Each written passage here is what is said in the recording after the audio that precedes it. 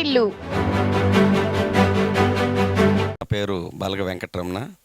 నేను ఈ నాటక పరిషత్తులో ఉపాధ్యక్షుడిగా ఉన్నాను. కళల కోసం కాదు, ఇప్పుడు కళలు అంతరించిపోతున్నాయి పూర్తిగా. ప్రజా చైతన్యం కోసం ఈ కళల్ని ప్రజల్లోకి తీసుకువెళ్ళాలని సదుద్దేశంతో ఇక్కడ ఈ మేరంగి నాటక పరిషత్తుని ఏర్పాటు చేయడం జరిగింది.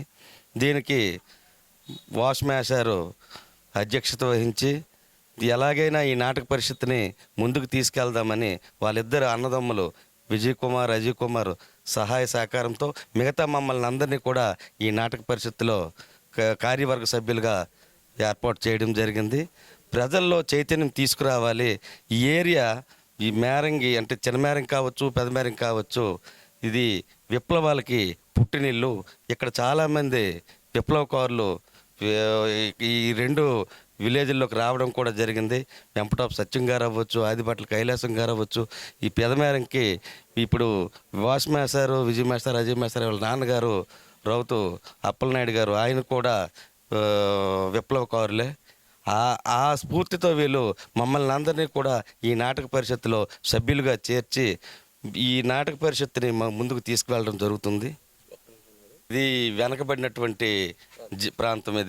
ఇది దానికి తోడు ఈ ప్రాంతాన్ని చుట్టూ కూడా గిరిజన ప్రాంతం చుట్టూ ఉంది. కాబట్టి అప్పుడు ఇక్కడ గిరిజనులు అయితే అవ్వచ్చు, బీసీ కులస్తులు అవ్వచ్చు, అనగారిన వారు ప్రతి ఒక్కరు కూడా చాలా దయనీయ స్థితిలో ఉండేవాళ్ళు.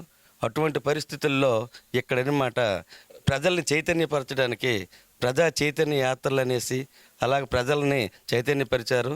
ఇప్పుడు తరం కూడాను ఇంకా మేము కూడా చైతన్యపరచాలి అనే సదుద్దేశంతో ఈ నాటక పరిషత్తుని ఏర్పాటు చేయడం జరిగింది. ప్రజల్లో ఇప్పుడు ఈ నాటికలు కూడాను ఒక రకమైనటువంటి మెసేజ్ని కూడా ప్రజలకి అందించడం జరుగుతుంది. దాన్ని చూసి చాలామంది ఓహో నాటికలు అంటే ఇలా ఉంటాయా అని చాలా దీనిగా అభినందిస్తున్నారు. మన ఏరియాలో ఇలాంటి పరిషత్ పోటీలు పెట్టడం చాలా అభినందనీయమని కూడా చాలామంది అంటున్నారు. ప్రజల్లో చైతన్యపరచడం కోసమే మేము ఈ నాటక పరిషత్తుని ముందుకు తీసుకువెళ్తున్నాం.